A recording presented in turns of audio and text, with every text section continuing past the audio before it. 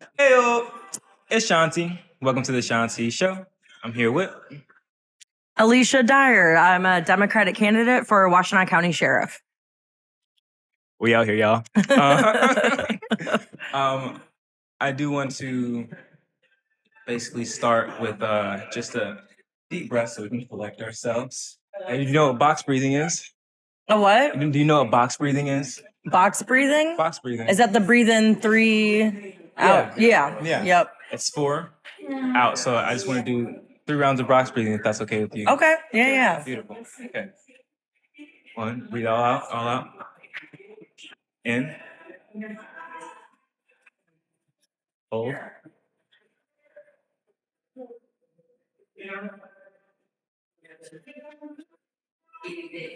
Hold. In. Hold. Out. Last one.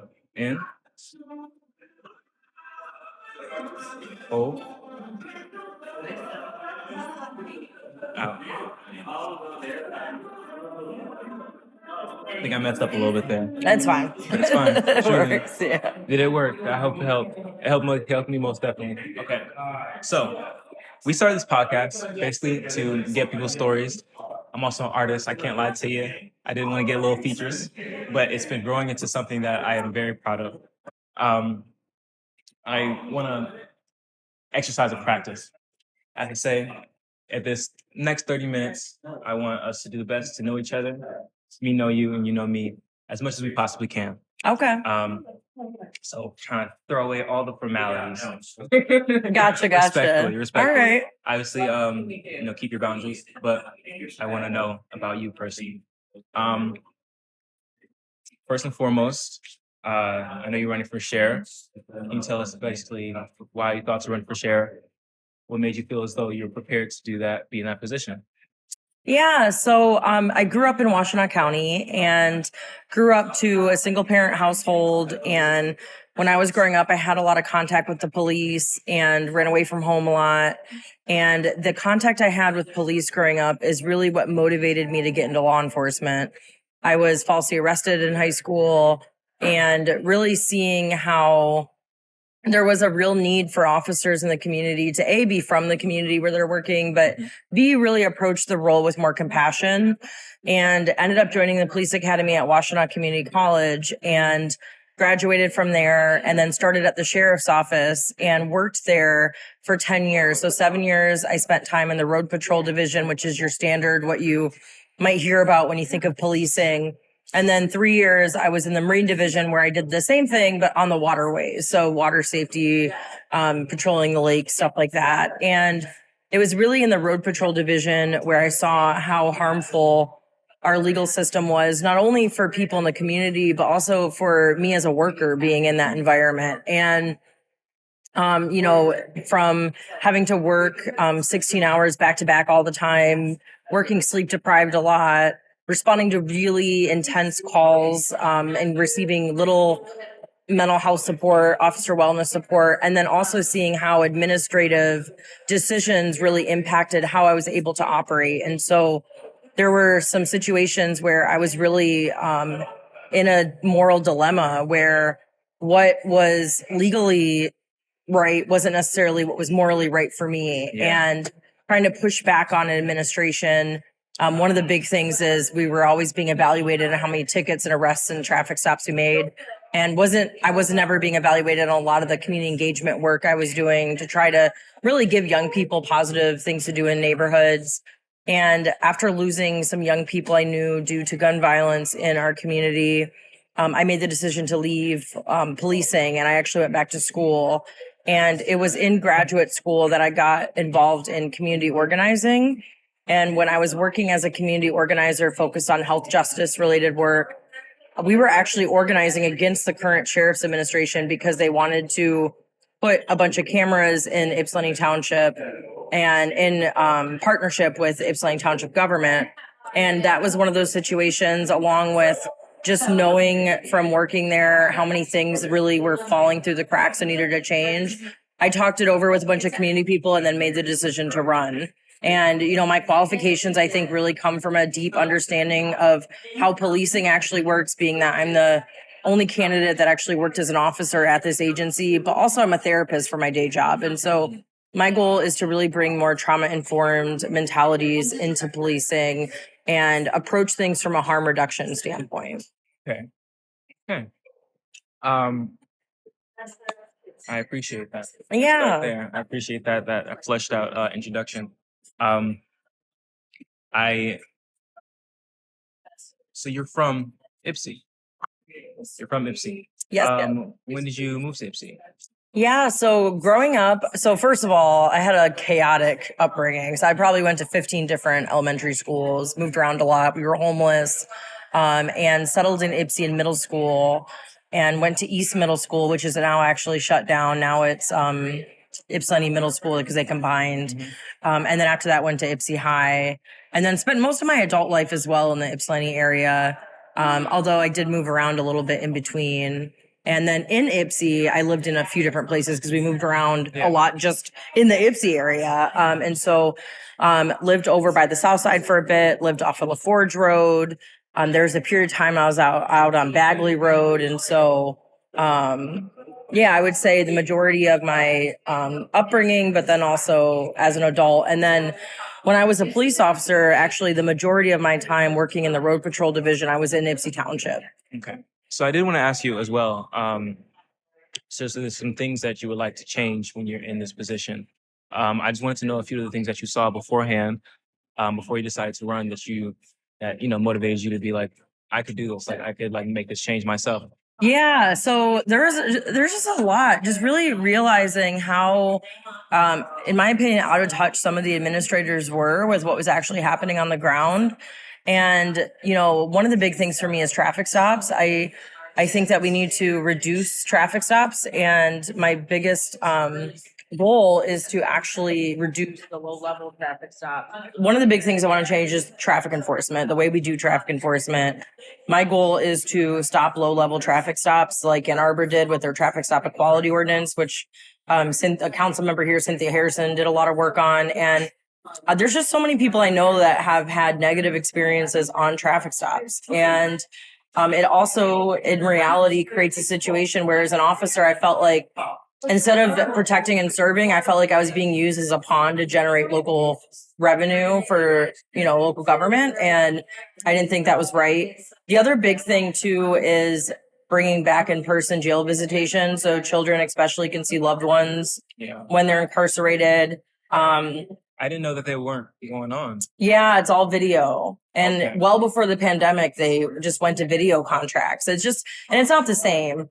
In so many ways, and making reforms to our contracting in the jail. The commissary, for example, is robbery. I mean, it's ridiculous. The amount of how high the prices are for things. It's actually cheaper to shop at Whole Foods than it is to buy things in the jail, which overwhelmingly burdens families. Yeah. And then, also the lack of women leadership and just diverse leadership in law enforcement, I think really leads to a lot of outdated and archaic trainings and decision making. And so my goal is to really bring a fresh perspective into this office and really making sure that we invest more in things for young people to do.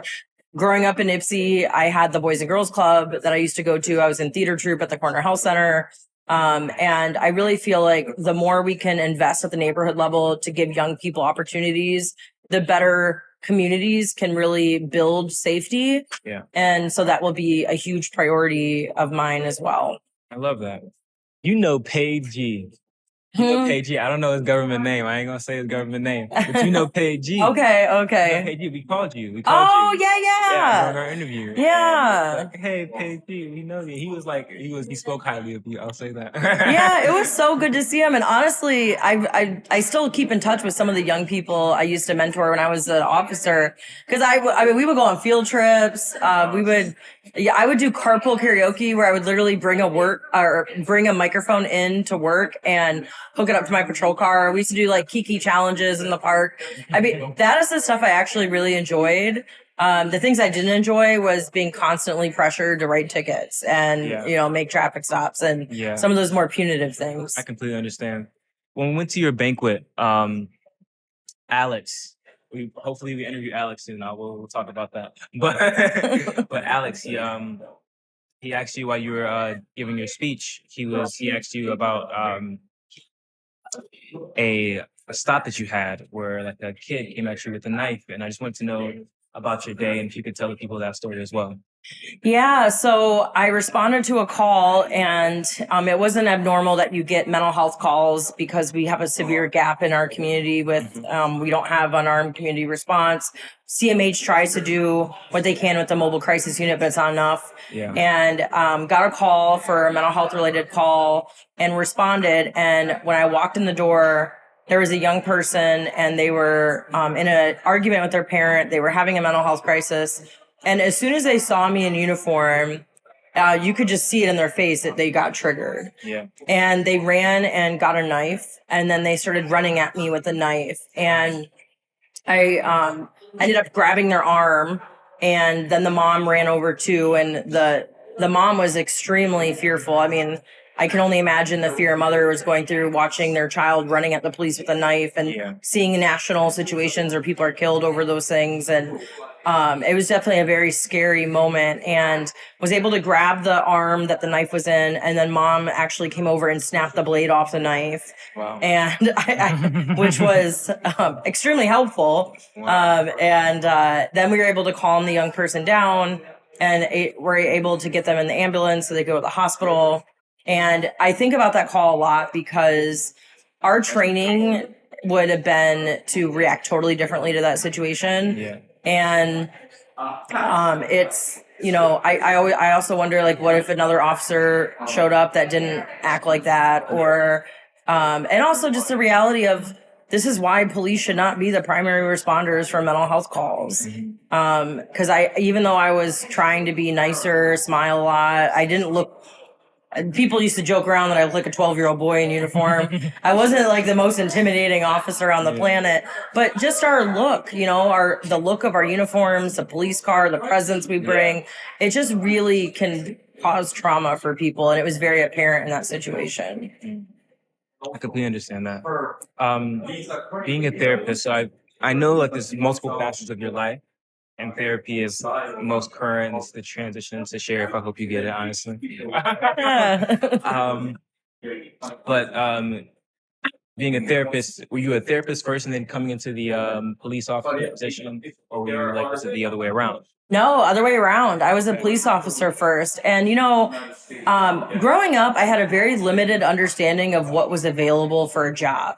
Like I knew, police, firefighter, nurse, doctor. But if you'd have asked me back then what engineering was or consulting was. 1 second. So yeah, basically, you said you were a police officer first. And what motivated you to basically be a therapist? Yeah, so really seeing a lot of the ways that our systems traumatize people. And when I was working as an officer, I had a lot of contact with community mental health and made a lot of good friends with social workers in the community. And, hearing about what they do, hearing about the work that they do, and really seeing how trauma can impact people and behaviors, and even understanding my own trauma, right? That's okay.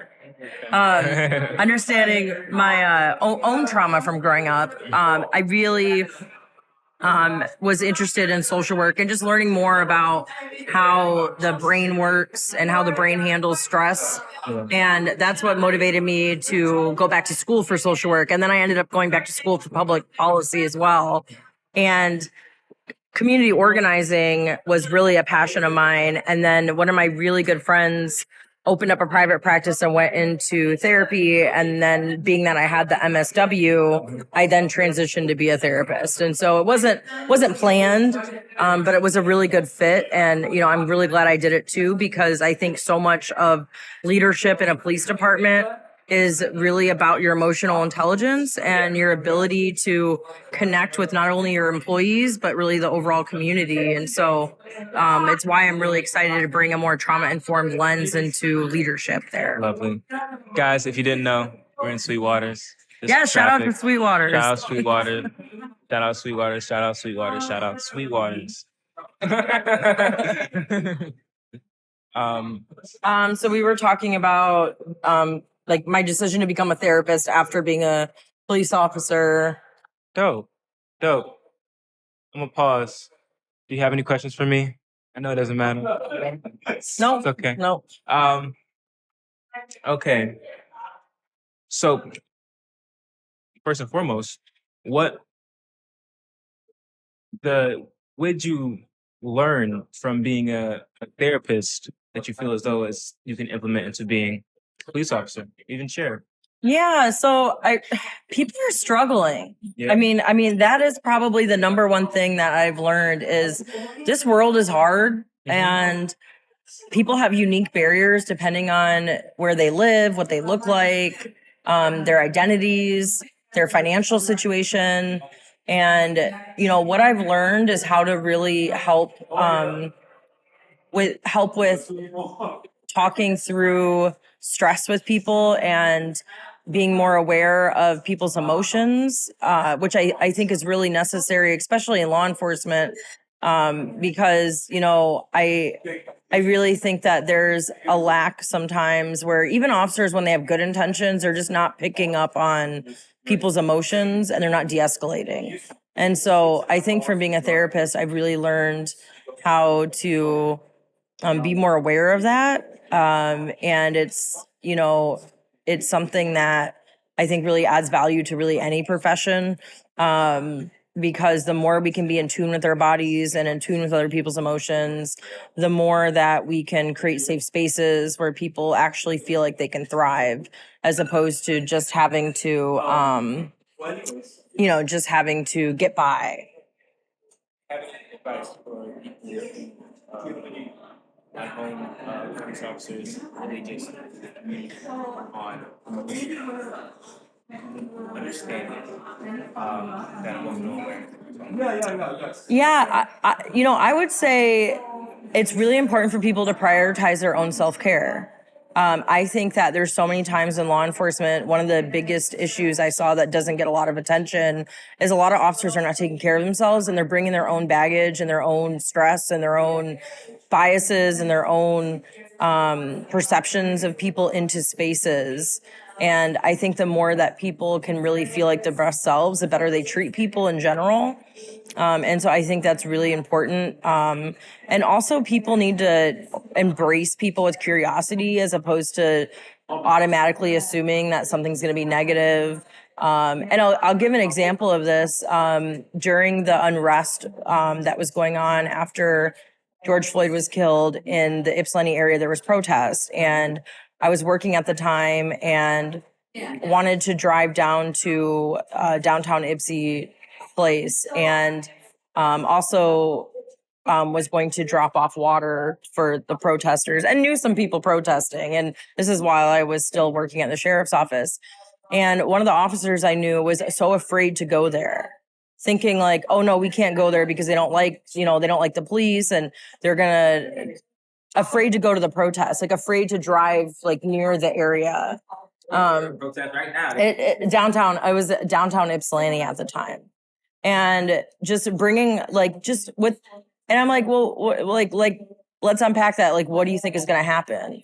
They're like, well, I don't know. I don't want to agitate people, and I'm worried that we're going to run into some problems.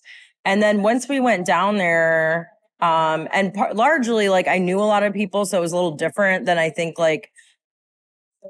From his perspective, he felt like the community, he didn't know the community in the way that I did. And I think what that did for me was I was able to ease his tension, but also show him that it's fine. And, it brings back to, I will say, the fear. There were some officers that couldn't believe I was living downtown Ypsi. Wow. They're like, oh my gosh, like you're living. People think Ypsi's like that. And I'm like, Ypsi's not even that bad. Like, I love Ypsi. I mean, it's not that serious, But There's definitely a fear, and I think a lot of that comes from a lack of diversity, but a lack of having officers that are from the communities where they're working. Yeah. And I'll give an example too, because I did get stationed out in Dexter on midnights for about a year, and I was very unfamiliar with the environment, and I was not comfortable. It's in the middle of the woods. There was alarms that would come out. I was by myself. And so there'd be like a house on the hill in the middle of nowhere, and it was a panic alarm. And, all the scary movies you see, the police officer always dies first. And for sure, for sure. And so I'm feeling uncomfortable, working out in a more rural area because I'm I'm a city person for the most part. Mm-hmm. And so it just really made me think, so if you have officers that you're hiring that are from like the UP or areas that are super rural, and then they're up suddenly working in a city, they're already not going to be comfortable. And then add that in a reality where some officers, depending on where they grew up, they've never been around diverse communities. Yeah. And so that leads to a really big problem. For sure. Being who you are, like I know it's like you're very familiar with these communities. First of all, I want to know where that person was from. That person, I believe, I know they were from a rural area. I don't remember where, but yeah, it was not Washtenaw County. It was I want to say it was somewhere up north, if I recall correctly. Fair enough. And there's a large majority of officers that are not from the community that are working here. And some of them do great. They get to know the community, they try their hardest, and some don't. And they really do look at the community like a job. And it's like I go in, I work my shift, I go back home, and I don't think about it. So I'm assuming you would promote like recruitment from urban areas. I have to ask if that's not like the intention. I don't know ratios of people who are from urban areas and people who are aren't from urban areas, but like when it comes to recruitment, if you know, you know. If you don't, you don't. If it comes from recruitment, what do you think most of these people are coming from?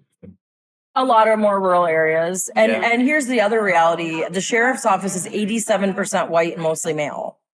And so there is very little diversity in the arena when it comes to demographics. And then if you look at intersectionality, it's even worse. I mean, we didn't have one black woman on road patrol when I worked there. Is that something you can change? Is that something that's worth changing? I'm sure it's worth changing, of course. It absolutely needs to change. And it's something I'm going to be prioritizing in our hiring process.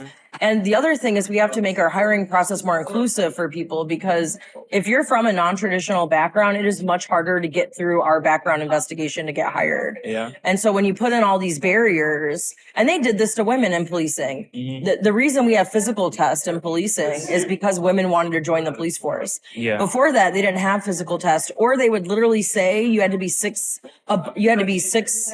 feet or higher to get hired. There was height requirements. And so people fought against that because it doesn't matter if an officer is 6'2" or 5'6". It depends on who they are as a person. Yeah. And so there's still a lot of ingrained practices that make it really hard for non-traditional candidates to get in. And my priority is to make sure that we are hiring from the community. And I'll give you an example. We had an Explorer program, which is for high school kids, right? And they had it in Dexter, but they didn't have it in Ypsi. Okay. So I'm like, okay, so you're offering areas in our county good opportunities to get to know policing, but then we're not doing that at Ypsi. That really creates equity issues. Yeah. And that right there creates a lack of candidates that apply that are from more diverse backgrounds. Of course. Because that is peculiar, being like, okay, I'm gonna do this, and there's also less people in Belleville, and there's more people in Ypsi. So it's like, if we're trying to actually touch the most people and make the most impact, it makes sense to do it in a more dense area. And then here's the other sad this part. So I had a lot of friends I grew up with in Ypsi that wanted to get into the sheriff's office, and so many of them wouldn't qualify because of their record. And why do they have a record? Because we have spent decades over policing Ypsilanti area when it comes to tickets and fines and fees. And one of my friends, he was trying to get a job as a dispatcher, and they said that he had too many tickets on his record. But growing up, he drove an older model car. He was a young black male. He had twisties. He was constantly getting pulled over, constantly getting ticketed, wasn't getting grace.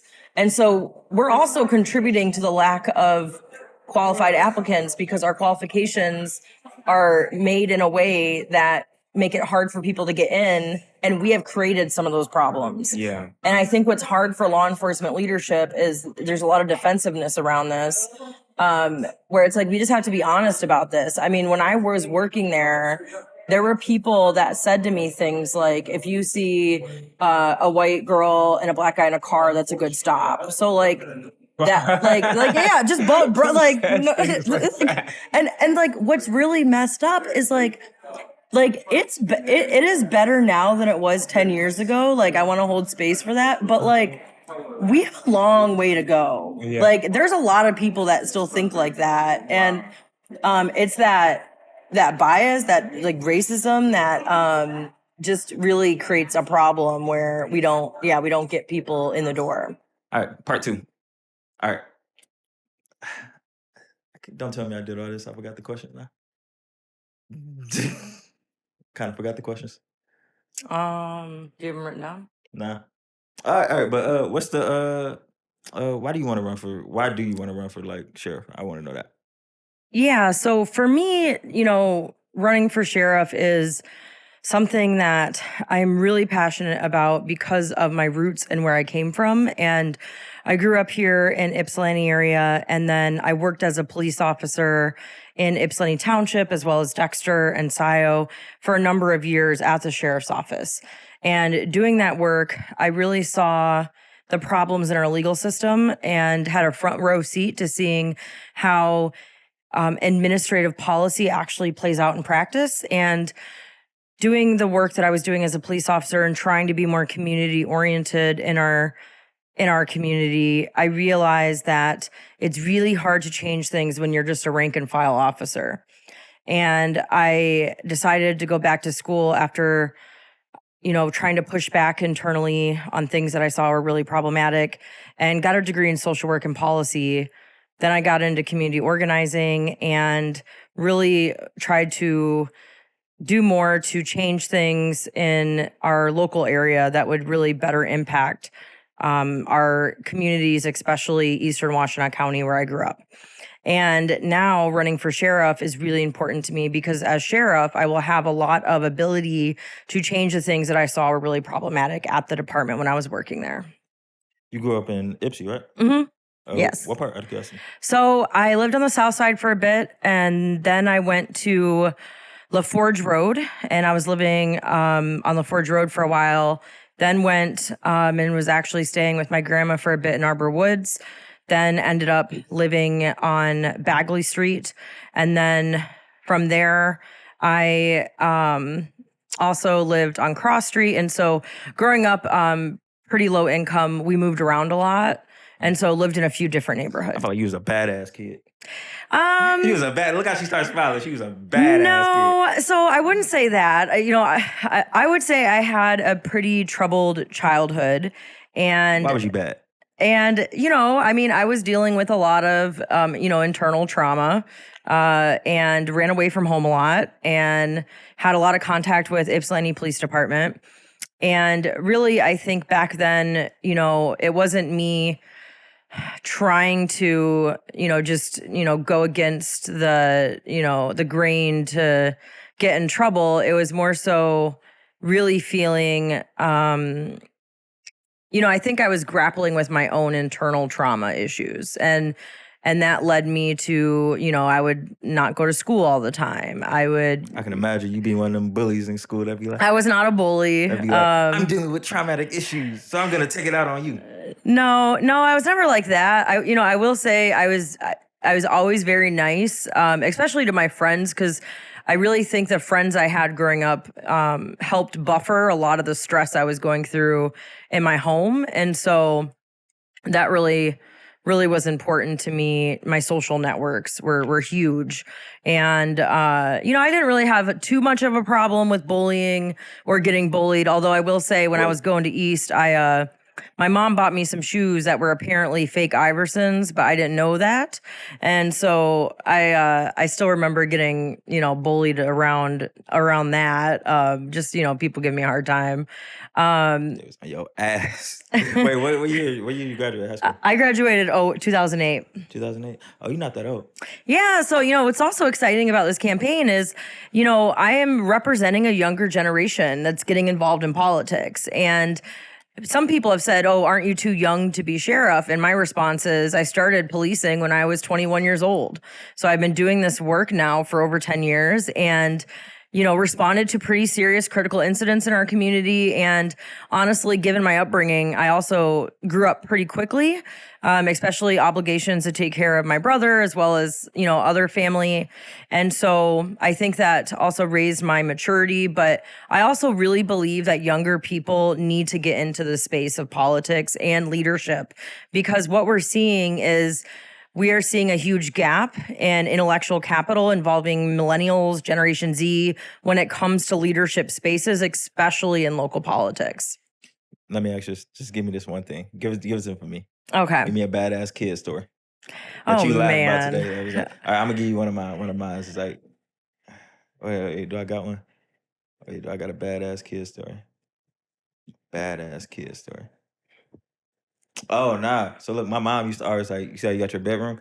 My mom used to like lock the door because we used to always eat snacks so fucking fast. Like all the good shit, would eat that shit up, like crack. Like if you know, sugar cereal. I got crack you. to kids. So and then boom, she used to always lock it, and I used to remember every once in a while, she probably used to be too tired to beat my ass sometimes. But every time I get in there, I get in through the window, and then through her window in her room, and then I used to go to the bed, and I used to be like, okay, just a sip. I just you try to crack the bottle. I can't. Then, yeah. And I'm like, ah. But then you be at home, just nothing to do. I'm like, I want to do it again. And then all of a sudden, I'm like, fuck, crack that bitch open. All the Fagos, all the, it was just one thing. I love this shit to this day. What's that shit called? Kiwi. Ohana Kiwi. Oh, yeah. Ohana Kiwi, yeah. Yep. And then one for my dad, he's like, oh, gasoline smell good to us for some reason. Gasoline smell good to you? Yeah. So then as a kid, my dad, he was like, man, that shit smells so good. So then my mom said, go pump the gas. And my grandma said, pump the gas. And she was like, and then he started putting some of it on his head and everything because he thought it was like cologne. No. Because gasoline smells so good. Oh, no. So there was a badass dumb kid story. So it was like, oh, no. You know, I will say, I mean, me and my brother did give my mom a really hard time. And, you know, especially because we were really low income. And I remember she used to be really serious about the air conditioning. And so we kept turning it on when she was gone, and then we would turn it off real quick when she got home, trying to act like we didn't have it on, even though it was pretty obvious because it wasn't super hot in the apartment. Anyway, she bought a lockbox and put it over the air conditioning so we couldn't get to it, except for the lockbox had these little gaps. And so we figured out how to still mess with it with the lockbox. And so we had orchestrated this whole story about how we think it's from the neighbors. The air conditioning's probably coming through and just all kinds of stupid stuff. And she used to have snacks for work that we would always get into. Yeah, we did that a lot. And we used to, I remember those popsicles, those 50-cent popsicles you put in the freezer. Those are not 50 cents anymore. But yeah, I know. Well, they used to be, man. But we used to eat those a lot, and then we'd throw the wrappers behind our beds and try to hide them. Bro, that was the one. I got my ass so much as a kid for shit like that. Oh my goodness. I used to talk to my mom too. I used to be like, see, look, if you let us eat, and then she's like, it's certain sections in the house we couldn't even eat in because it's like, bro, you gonna get that shit messed up. Yeah, If you at home sitting down relaxing, and all of a sudden you hear them keys jingling, it's like, oh shit. Your heart rate goes up. Yeah. You gotta put that shit somewhere. So then boom. And it'll be the one day. I hate slow music to this day just because of this shit. Oh wow. You hear slow music coming? That means she cleaning the house, lifting couches up and seeing all the candy wrappers, all the popsicles, shit, all under the that's couch. so funny. I was like, damn. He's like, Mario! I was, damn. Oh yeah, funny story. So, the way my mom would say my name growing up if I was in trouble, it's like Alyshia.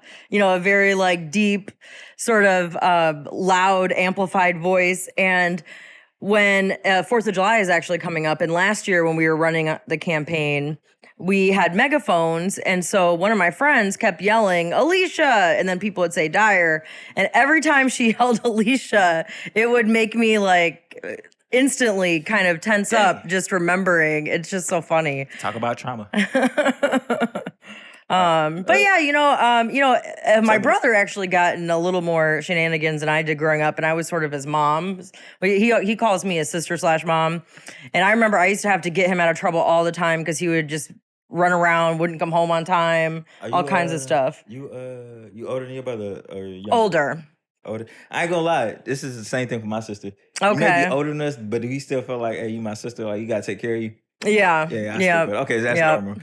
My sister be acting like I'm weird for that. I be like, nah, you're my sister. I was like, yeah. I don't know. I feel like still gotta take care of you. All right, but let's talk about the ops. Okay. Hey, why you better than Derek? Oh, man. So, it's not about who's better or who's worse. It's about who's going to effectively lead this agency to stop harm in our legal system. And I think that I bring a fresh vision to the table. Derek has been in the administration now for almost 16 years. He's been calling himself the architect for the past 16 years. And he's started to say some of the things that I've been talking about for a while now about what he would change. But my question is, well, why didn't that happen? I mean, you've been in power now for almost 16 years. And so I really believe this is a chance to bring in a new vision. I also have the policing experience that he doesn't have. And so I know what it's like to be an officer. I know what it's like to respond to calls. And this is a pretty serious position. So you're talking about, dealing with managing a bunch of police. And I think it's really important that the perspective I bring comes from the lived experience of actually policing. And then, I'll say that I bring a different perspective because of my generation. I'm much younger than Derek. And then also being a woman and really focusing in more on gender-based violence and empowering and uplifting young girls and women in our community. When I was an officer, I would have people run up to me all the time and say, how do I be a cop? Or I didn't know women could be the police, or things like that, because this environment is very underrepresented. There's not a lot of diversity. And so I believe that, me being there and leading with compassion and accountability and transparency will really help to broaden the diversity, but also what we are capable of. And so in a nutshell, that's probably the big things. And I'm just upfront. I'm down to earth, and that's who I am. And I'm not doing this to, be a politician. I'm doing this because I really care. Let me ask you this. Honesty is the best policy. Mm-hmm. You in sheriff office. Boom. A dude, he got some dope money. He said, hey, make these cases go away. Yeah, no, we're not doing that. Honesty is the best policy. We are not doing that. Let's say if it's 100,000. No. 500,000. No. 1 million. No. There's 20, no amount of money. 20 million. Nope. Don't lie now. Nope. There's no amount of money. Don't lie. And honestly, don't BS now. I'm serious. It's a price. Somewhere. I mean, to think about million? it. No. 500 million. Nope. And I'll be quite honest. I've dated people that have had came from more privileged money backgrounds, right? And money has never been a motivating factor for me to do anything. It just isn't. I make sure I make enough to get by. I make sure, like with our campaign, I'm making sure I'm raising enough so we can win this. But people can't bribe me or any of that shenanigans. I don't have time for it, and I will not tolerate it. 1 billion. No. Come on now. No. You tripping. Nope. 1 billion, you can make your own dang county. If someone has 1 billion, they'd be better off getting a really good lawyer and dealing with the case themselves and trying to pay off the police and getting another felony. All right. But basically, another question. Trump. Mm-hmm. What do you think about Trump? What do you think about Trump. Yeah, the presidential election. Man. Everybody got an opinion. I hate that man. I think he's very problematic. I think he's selfish. I don't think he cares about himself. I don't think he cares about other people. I think he only cares about himself. He has been really rude to women, to a host of other folks. His values are dangerous, in my opinion. He has helped divide the country even more. Niggas gonna be on your ass now. You know what? Like, he sent out them stimmies. Ain't no other president paid us. Are you talking about the stimulus check? Yes. But that was because of the pandemic. So Biden wouldn't did that shit. But Trump would have still had the scammers out here. And keep in mind, that wasn't necessarily Trump making that decision. That was a lot of the wealth that is really in charge of him that was probably motivating those checks because we stimulate the economy. So when you give your middle class, your upper class, your lower class money, it stimulates the whole economy and it does help the rich people. This is the only thing I say about it. He a stupider version of you because he sit next to. He is much stupider version. I don't even think he's any version. I say in this version because he's moderate. He understands. I'm people keep it real with you. He understands niggas. He understands black people. So I feel like I see him around more people, and then they had like some other shit. I think it was like he was Ice Cube. They talk about some black act or some shit like that. So then he does shit like that. I've never seen another even the fucking black president. I had never seen fucking Obama do that shit. Yeah, but okay. So here's what I'll say, and like Ice Vezo, you know what that is? Who? Ice Vezo. Mm-hmm. He was fucking sitting next to Trump. So here's the thing, like no other president is gonna talk to Vezo, understand. Oh, Vezo, he has power. Oh, we understand. Oh, yeah, he does something. Oh, I'm gonna. So I'm not trying to make. I'm not trying to make excuses, but what I'll say about, Barack Obama is, Trump is a white man. He got a lot of privilege. He can get away with doing stupid stuff. He can get away with just, saying whatever comes out of his mouth without even thinking straight. But women, black people, like, we're criticized more for that stuff. And so, Why you gotta be hating though? I'm not hating, but I'm just saying. Little benefits. Here's the other thing. Trump, like Derek probably hating on you right now because she a white woman. Oh man, hey, be real with you. Some niggas is behind your back. They be like, oh yeah, Dyer. No, okay, scratch that. We are scratching that off the record. I'm so serious. You cannot. No, so many. They really say that for you. They be like, that is unfortunate. Okay. And they was like, oh yeah, I'm voting for her. Well, yeah, that's not. You can't be mad because he got benefits. He got assets. Yeah. So here, back to president situation. So I think it's really important for young people to know that in order to make it in this world right now, everything is costing more. And what Trump wants to do, even though he's trying to claim that he's going to make the economy better, he wants to give the rich more tax cuts. So rich people are not paying their fair share.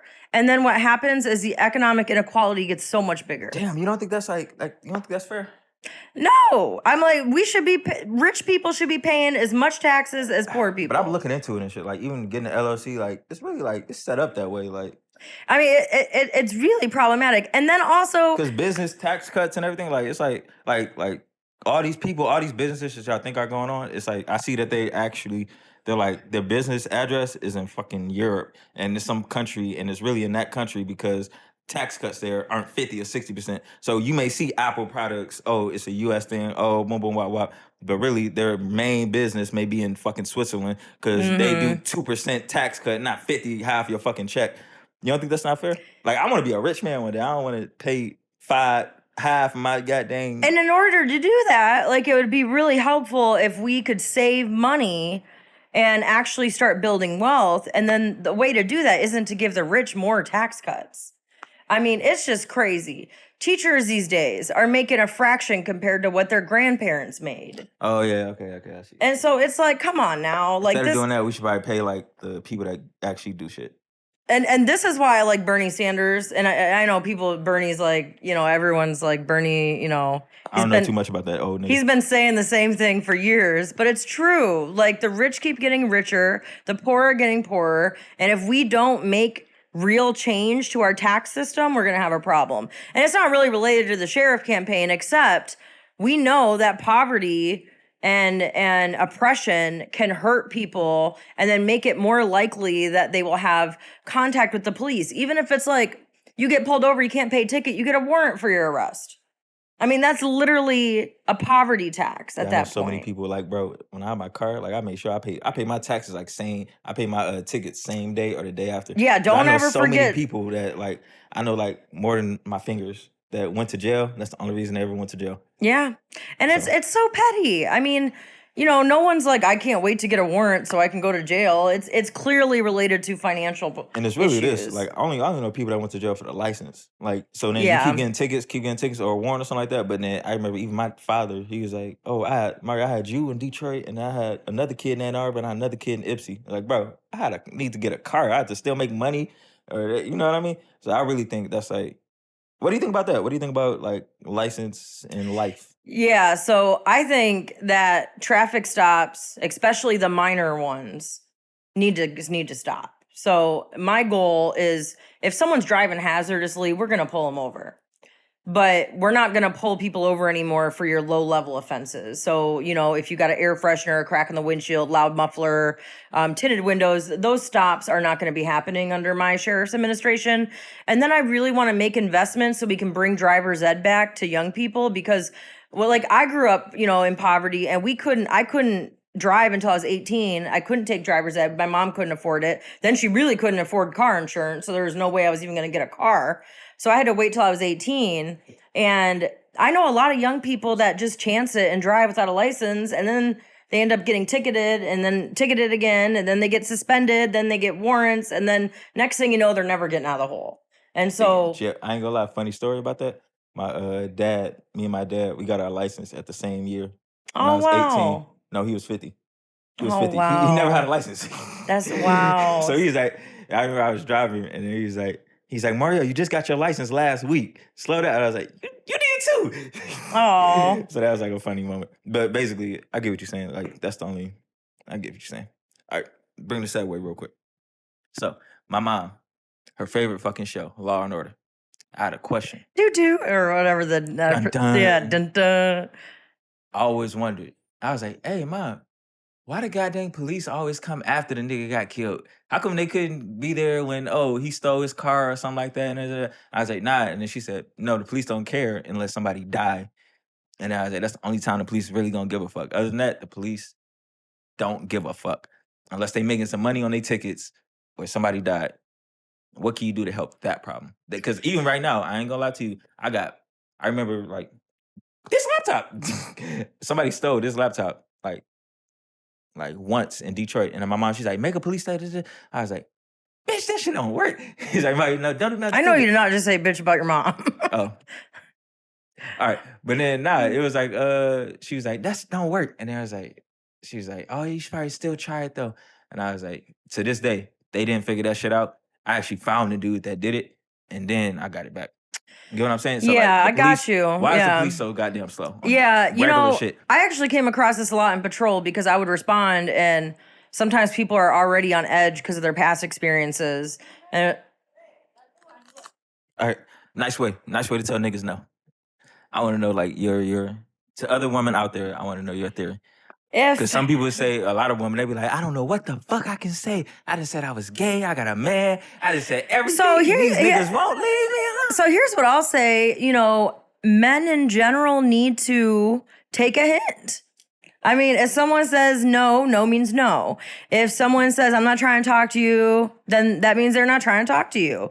And I'm a very open and blunt person. And so I have never had trouble, you know, telling people, like, I know I'm not interested. But, you know, some other, like, everyone's different. And I know... Alyshia, let's role play. What? Hey. No. Hey, Alyshia. Hey. We're not doing that. No, hey, Alyshia Dyer. What's up? Hey, you know, shit. I ain't gonna lie. You trying to slide to my crib? Slide to my crib some later time on? You need to slide to the crib by yourself. Slide by myself? I mean, but you can come with me, though. At least drive there with me. See, I can drop you off. That was a right there, not taking a hit. That was niggas don't take hits. That's, oh my gosh. Oh, okay. I got you. But nah, it was I ain't gonna lie. That, you know, like, it's built me, like, I'm so off. Especially in this, like, I got a camera. Like, I take photos of, like, half naked women all the time. So it's like, I ain't gonna lie, I take hints, like, super well. I'm so cool and off a woman. Like, all she gotta do is give me, like, a nudge. You know what I got right now, though, too? This never ceases to not work. You know it works? Don't say shit. Open my hand out. Be like this. Let me see. If she don't grab my motherfucking hand, she ain't fucking with me. Interesting. If I grab my hand out and she grab my hand immediately and she just follows me like, I follow you wherever. Oh my goodness. she fucking with me. If I do something light like that, I don't even say shit. Like, I don't even say nothing provocative, nothing. And I'll ask you this, like, in school, like, I really think we need to do better at, like, talking about boundaries and talking about, you know, because I'll say growing up, like, oftentimes, like, there would be situations where I would, you know, have to tell a guy, like, get away from me, etc. And, like, some of my girlfriends would be harassing guys. So, you know, it would go both ways. And as an officer, you know, I think it's really important for the younger generation to understand this is, you know, when you are harassing somebody, like as a young person these days, and the police are called, there's times that it could end up in criminal charges pretty easily. And what I think we have failed to do as a society is we don't teach anything about relationships or intimate partner dating or anything like that. Like I didn't get that in school. I don't know if you got it in school. We do. It's bitch shut up and fuck you nigga. See that and that's not like it's fuck you pay me bitch and it's fuck you bitch suck my dick. Those are the two things we got. Like, and that is not ideal. We teach them, but it's just unproductive. I feel like especially like I feel like black people too. I feel like we don't teach shit. So I feel like the word teaches us. I feel like that's what the word teaches you. Like if you look at the hip hop, look at everything else. It's I ain't fucking if you pay me, prostitution. And then it's with the dudes, it's don't shelter yourself, be a bitch, don't ever let anybody inside. All that hurt shit they preach them in like religiously and just like nah, just pay her and just leave. Don't love her. So now I feel like those are two things that society teaches. I feel like that shit got to be in the home. I just feel like you ain't get it because you probably like shit. Grew up. I ain't gonna lie, you grew up kind of like a nigga. you grew up kind of fucked up.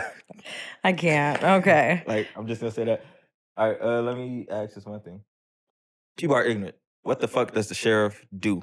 Sheriff is the top cop. They're in charge of the whole sheriff's department. So all the deputies, the sheriff is in charge of them. The sheriff is in charge of the jail. So it would have full control over the jail. The sheriff is in charge here in Washtenaw of when you call 911, it probably is going to go to the sheriff's office. And so really what a sheriff does is a sheriff keeps the local municipalities that contract for police, keeps them safe, supposedly, and then they operate the jail. And per the law, the main function of sheriffs is to operate the jail. All right, cool. And what changes would you be doing to the jails when you get in office? We need to bring back visitation, in-person visitation. Right now, people can't see a loved one when they're incarcerated. And if someone's in jail, they can't, and they have kids, they can't hug their kids. And so this no in-person jail visitation that's been going on forever, it needs to end. I think it's very inhumane, and it is my goal to bring back in-person jail visitation. It is also my goal to change the commissary prices because it's robbery. Oftentimes companies are price gouging people, charging all kinds of money for something that would cost a fraction of that at the store. And so that's a really big thing. And then making sure that we're taking care of the employees, because what's happening right now is a lot of corrections officers are not being supported mentally, and then they end up getting an attitude, or they end up getting cynical, they get jaded, then they are more likely to treat people incarcerated wrong, and then the staffing isn't great, so people are getting forced to work doubles, so then they're also in a bad mood, and you're talking about an environment where people are kind of stuck there, and so it's really important to make sure that people feel as good as possible in that environment. It's still going to be, it's a jail, unfortunately. It's jail not is jail. Jail is jail. But my goal is to make it the least harmful as possible. I get you. One thing though, I want to say, a lot of people, we got asked, you've been in the fucking police force. Some people, they have nothing in life but that little badge. So then they power trip. Oh, so, yeah. For the people that power trip and shit, what can, like, I was taught as a young dude, my father said, the police fuck you, don't do shit, and take them niggas to court later. Yes. And he was like, so then that was the way how he said to get over it. If somebody is an asshole, can you tell them step by step, if they're dealt with by asshole or dickhead police and they overstep their boundaries, how can they? Because look, it's really, really fucked up. Because I know if I was to kill this police officer right now, they're gonna have that shit on camera, Fox 2 that night. But if I say, oh, he was an asshole to me and he's called me and or whatever, they're gonna lose that footage so motherfucking fast. Like, so we know the games that the system plays. So what can somebody do if they're treated wrongly by a fucking police officer? So what I always say is, you want to, like, let's imagine a traffic stop. When the police pull someone over, and let's say they have an attitude and they're treating someone like crap. If the police request for you to do something. Like, I didn't have it one, my mom, and then they had guns out on her ass for no reason. Yeah, so you want to try your hardest to not react in that situation in a what can be perceived non-compliant with the police. So like, if you're pulled over and the police is doing something wrong, you want to survive that stop because you don't want to also do what they're doing, because what happens is that can put you in more danger. And it's not right. I hate having to even say this, because the police should be the ones protecting. They shouldn't be the ones that are the problem. But the biggest goal, like, you don't know what that officer's mental state is like. And if they are being extremely rude, and the best thing you can do is just to follow what they say that you have to follow, and then complain later. And that doesn't mean that it's going to be. But y'all so slow. Like, it's not a perfect solution. Y'all slow as fuck. Y'all don't give a fuck about it. If nigga don't die, y'all don't give a fuck. It's not a perfect solution, but I'll tell you what, like, mentoring a lot of young people in our community, I worry about them when they get pulled over. And I want to make sure that they end up getting away from that traffic stop. That's more important than them arguing with the officer on scene if they're doing something wrong. I will say this, though, as sheriff, I will be taking complaints extremely seriously. So we are going to have a complaint monitoring system, and the complaints are not going to be ignored. They are going to be investigated. And if the body camera footage is not there, then that's in and of itself going to be a violation, because the body camera footage should be there, especially when it's contact with the public. And now when we turn our lights and sirens on and stuff, the body cameras automatically record. And so that is also, I think, a big help. But the biggest thing is to stay safe on the traffic stop. If the officer is being rude, don't buy into that, right? Just keep your cool, and get through that, and then complain afterwards. So that way, at least you're safe. She put niggas in jail. Listen, niggas.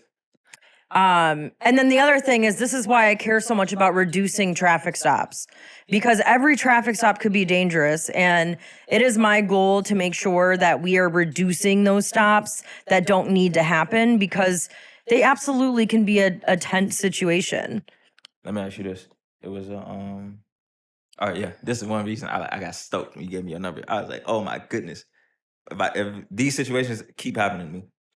So I had I probably had 3 situations I can name off top where police, they wanted to search the house or search the car or something like that, but they didn't have a warrant.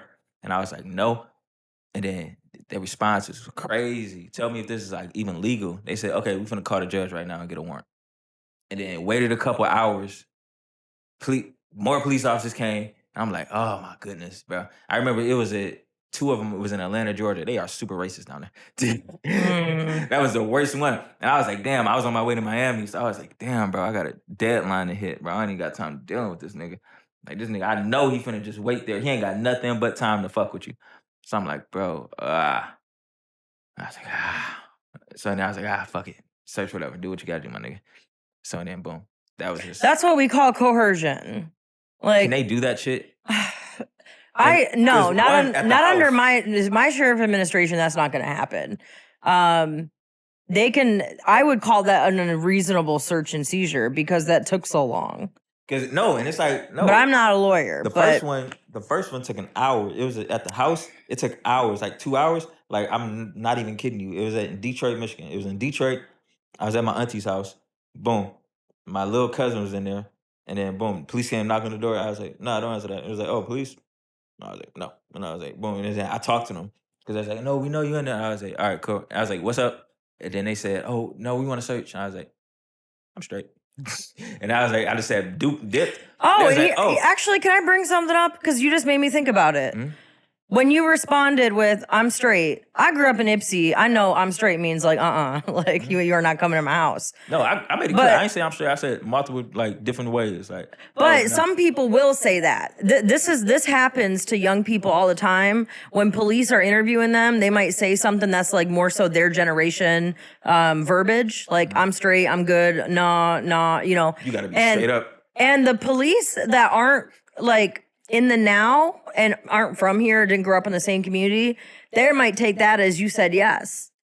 And it's a serious issue. It's a strong language bias where they have actually found even in police reports this bias just because the police are not understanding a certain linguistic. And younger people, their verbiage is very different than older generations verbiage, and a lot of cops are in their 40s and 50s. I was at your at the last event you had, bro. I said I'm straight. Oh, to Congressman Levin. I remember that. Yes. Like, oh, I'm not gay. And he thought I was thinking about gay. He did not. Woof. Yeah. And you know, he's in his what, 60s, 70s? I mean, oh man, that was epic. And then, so wait, but moral of the story is basically I took an hour nap. I took a nap. Like a nap. And then I woke up, they had more police out there, and then basically the end of the story, Auntie came home from work. He was like, "Oh yeah, come in, do what you gotta do." And then boom, they searched it, and there was nothing in there, of course. So and then boom, and then they left out. And then that was just like a whole like pointless ordeal. And then I just really wanted to know, what can somebody do under those circumstances? Because I know I ain't the only dude that didn't felt that didn't have a warrant called on them that moment. You gotta wait 3 hours or 2 hours or some shit. I'm like, bro, just search that bitch, bro. I just don't want nothing crazy to happen. We know we watch too many movies and TV And you know shows. what's unfortunate is you have a right to say no to a search. You know, I mean, if they have probable cause, they can still search in certain situations. But you should feel like you could say no. And so, you know, what I tell people is if you get pulled over and an officer asks to search your car and you have not done nothing wrong, you can say no respectfully. I don't really want to do that, but I do have my license, registration, insurance for you. Here you go. But then they can say, well, if you ain't, this is what they do sometimes. I'm not saying it's right, but I'm just speaking the truth. If you don't have anything to worry about, then why can't I look in your car? And then now that person's feeling like, well, dang. And, you know, I think the hard part, too, that really... Niggas, stay on game. That's the point where you don't go back and forth with a bitch. You never go back and forth with a bitch. Never go back and forth. And, you know, what... I'm never going to forget in the academy, they said you can always ask to search someone's car. And I remember thinking, some people don't feel like they can say no because there's a power dynamic. You have an officer at your window asking you a question and there's fear. And so, in my opinion, the whole interaction can be coercive. And I think we need to be aware of that as officers. And it's one thing if someone is up to something that's like really problematic, like if you pull someone over drunk driving or, you know, driving recklessly. But next time that shit happen, I'm gonna have it's just like, I know judges too. Oh my goodness, they're gonna be like, I'm gonna call the judge and get a warrant. I was like, call him first, nigga. It's just like we need to stop harassing people. I mean, that's what it really comes down to. And then I need to bring something up too that's not public knowledge as much. People don't realize how much the chiefs and the administrators sometimes will force the deputies like to be productive. So they'll say you need to get your stops up, you need to get your tickets up. And so sometimes officers will pull people over for these really petty reasons just to put a stop down on their log to keep the administrators happy. And so it's my goal to stop this quota system because that also drives a lot of traffic stops that can be really problematic.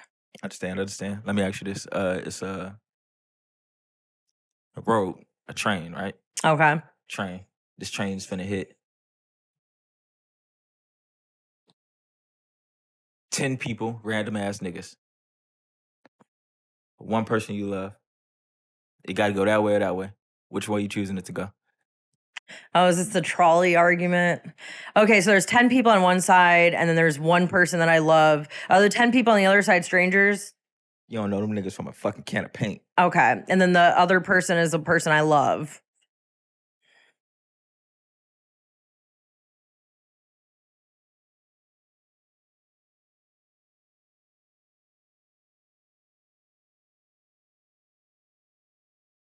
And I have to make a choice because it's going to either kill one group or another. Yeah, it's doing one or the other. You got to choose.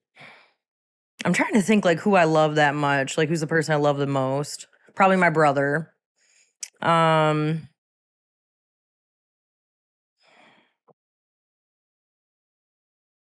as are the strangers on the other side, are their children, adults? Strangers. But like what age levels? Like are we dealing with little kids? Are we dealing with... Let's say you don't even fucking know. Let's say it's... Shh, shh. Hey, you got to stop the train. Oh, damn, I can't stop the train. We got 10 people on the other side. Shh, shh. And we got... You say your brother, or we got somebody you love on the other side. Shh, shh.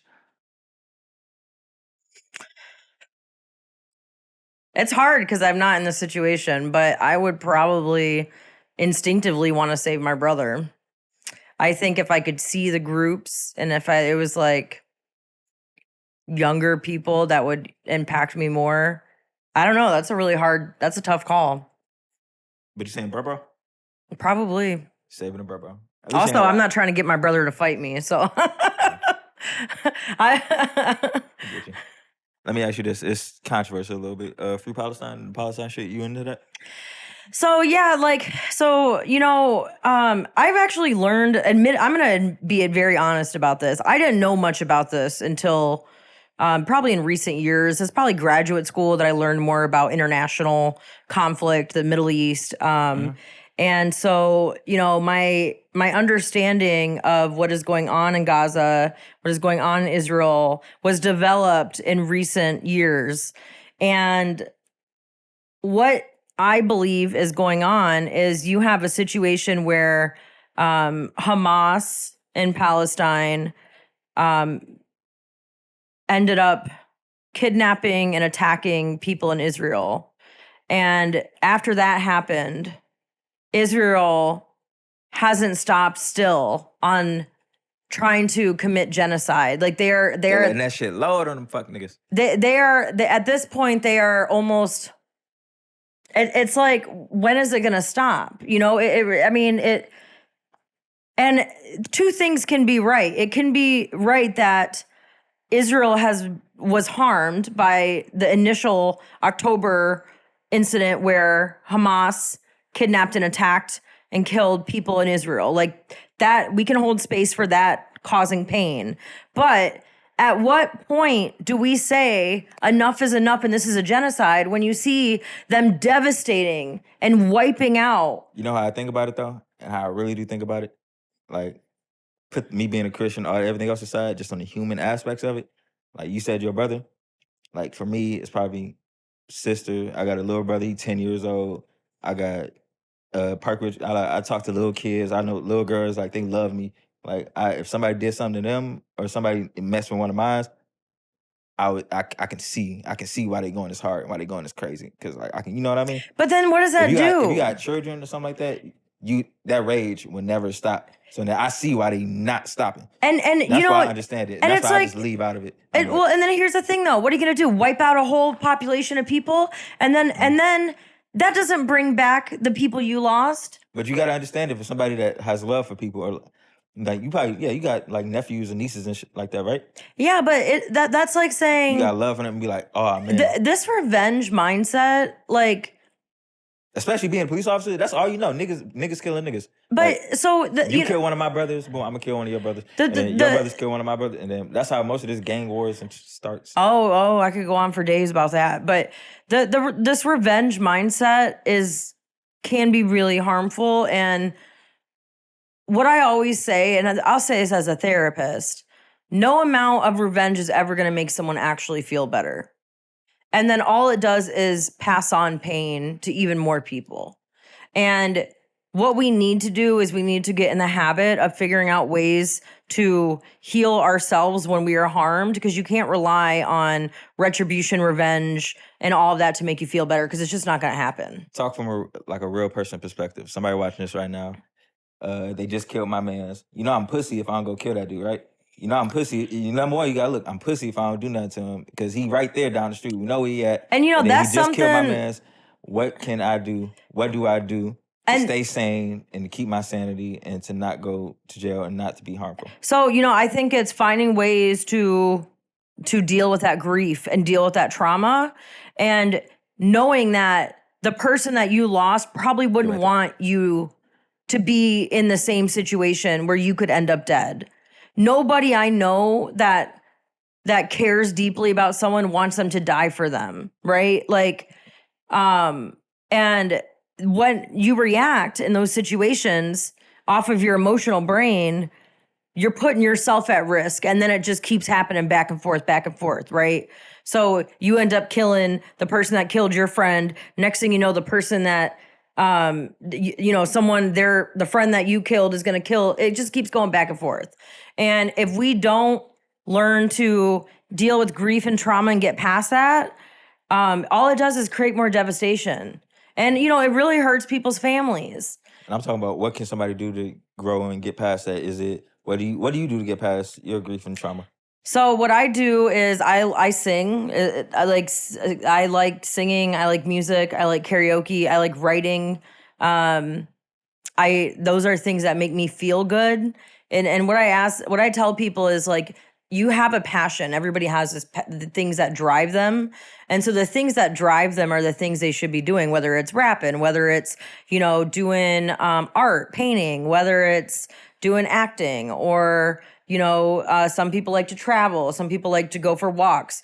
If you're in the heat of the moment and you're really stressed and you're angry and you feel like you're about to react to something, go kill that nigga down the street. In that situation, what I would do is I would drink a glass of water and put some ice on the back of your neck and start deep breathing, because that is how I've gotten people to calm down when they're in that mindset. You want to lower your body temperature, and I'm speaking as a therapist kind of now, but you really want to. You want to, kind of like when you have to quit smoking or any kind of bad habit you have to get through the initial height of emotion. And if you can wait that out for about 10 minutes and calm your body down, then you keep doing that every time you feel that way again. And that's how you get good at regulating emotions. And I feel so bad for men and guys and, in our society. Like, you were raised very differently than I was. I was raised where I was never ashamed or looked down upon as a woman or as a girl for having emotions. A lot of guys I know, a lot of men I know, they were told you can't be a punk. You always got to be tough, et cetera, et cetera, et cetera. It was I don't even lie. It's this one dude, Lil Durk. You know Lil Durk. All right, cool. He literally said in the song, he said, Nation of Islam, they don't like him. They still, because Muslim hood, that's like a brotherhood type thing, so they still fuck with him. But he said he choose revenge over the Nation of Islam. And then I was just like, damn, that shit got to me. So then I think this whole shit is, that's all that. To me, I told Ashanti, I give shit a week. To me, I give it a week before I move any action or anything.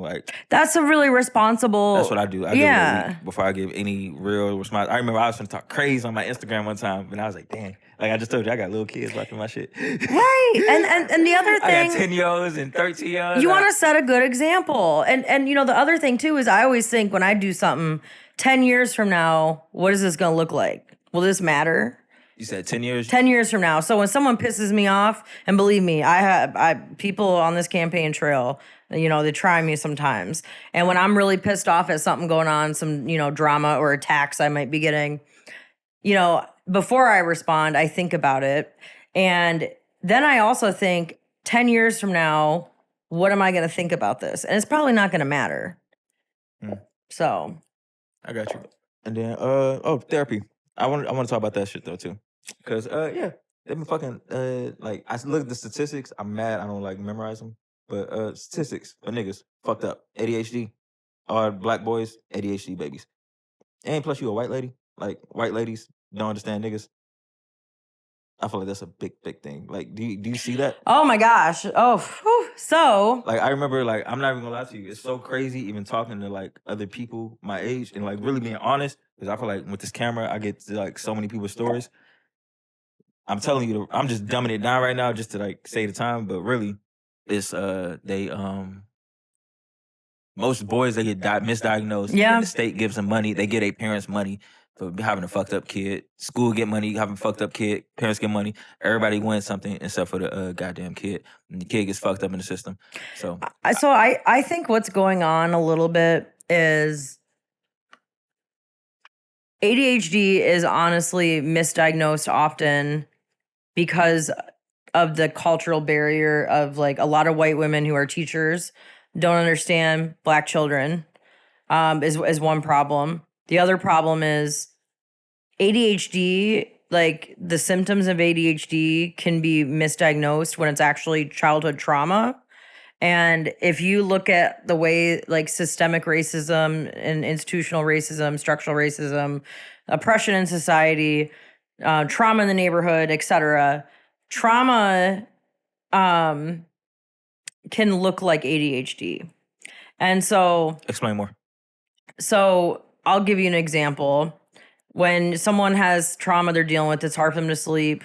They might be more likely to interrupt somebody. They might be more defensive, more cynical. These are like symptoms of trauma. And let's just take Ypsilanti and Ypsilanti Township, because that's where I feel like I know. As an officer, I responded to a block party when one of the young people was killed. There was about 200 people outside. And the grief on everybody's faces is something like I'm not going to forget. Everybody was young. Now they're going to school the next day. And of course, they're going to have behavior issues. Like, of course, they're going to be irritated. Of course, they might be falling asleep because they couldn't sleep that night. And then, you know, if they're not getting actual inclusive counseling and being able to process their grief, then, you know, that trauma lives in your body. And unfortunately, in Washington County, and this really needs to change.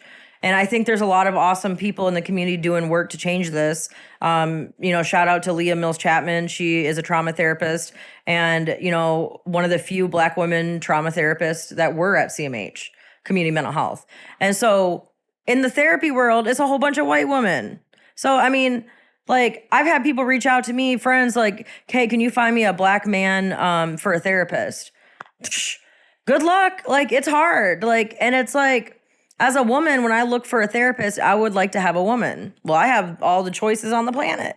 But you as a man, as a Black man, your opportunities to find someone that looks like you to give you therapy services are real slim. I ask you this. If a white teacher, she watching this shit right now, and then she finna put that boy on them pills. She finna put whoever on them pills and finna put him through the system. Or through that little roundabout system, or really just being misunderstood to me, because I see it. So what would you tell them to do before they make that decision? Before they really get it fucked up and not understand trauma, and then boom, you got African Americans, they don't understand the lingo, slang, they don't understand the things they saying, they don't understand the way that we talk. Like, I come from a Southern background. Like, I thought I was weird until I learned my family on the South. Yeah, but go get that goddamn. Get that. Hey, get that. He's like, no, he talks so fast. I think he doesn't. Oh my gosh! He doesn't understand what he's saying. He talks so fast. I think he may be ADHD. They don't understand that. That's such a good point. Boy, get that goddamn butter over there. That is such a good point. You know what? You just remind me of something. So one of my, when I was early on patrol, right, we have to go through training. So I have another officer watching over me while I'm patrolling. And we respond to calls in Ypsi. And I feel like in Ypsi, we have a way we talk, right? It's just like from a neighborhood standpoint. And I was taking the report and it was a domestic violence situation. And the victim in the situation, she was talking. And my training officer was like, you need to tell her to slow down, and because she's talking too much and I can't understand her. And I'm like, but I understand her. And you know, like that's when I realized it was like a gap in even just like the speed of the like how someone talks. Or when people would talk with their hands, some of the officers would feel like threatened, like they weren't getting that. They were just like talking with their hands, like they weren't like, you know, they're just being passionate. They're not trying to be aggressive. But there's a lot of misunderstanding with that. Which is why I really deeply believe we have to hire more people from the community. Because if you hire more people from the community that they lived in and that they grew up in, they know the area and they understand it. Tell me this real quick. What? What could the kid do? What could the teacher or the school system do before they make that call? I mean, I think they need to give the parents more. I mean, it's really the parent that's going to make the call. It's not going to be the school. And so I think that they need to work with the parents. And I also think that the schools need to do better at ensuring that this is happening educationally to where people are not being as biased about their actions. And we also have to do better with curriculum. But also, what I would really love to see is just more people serving as teachers and nurses and doctors and police officers in the communities they grew up in. All right, cool. So shit. You can say it's part 1, so shit, we can get it later after you win or some shit like that. So. All right, and we will have time to do another one. Let's do an outro real quick. All right. See you. Yeah. Alyshia, Dyer, anything else you want to say? I'll just say that if people want to get involved in our campaign, you can just go to Dyer2024.com. I got a TikTok, it's Dyer for Sheriff. Instagram, Dyer for Sheriff. Facebook, Alyshia Dyer for Sheriff. And it's really important people vote by August 6th in my election. Don't vote. Vote. I hope I can earn your vote because of my values and what I can do for our community. Okay, we're done. No, you can't use that. What? It's not appropriate. You're going to cause a PR nightmare for me.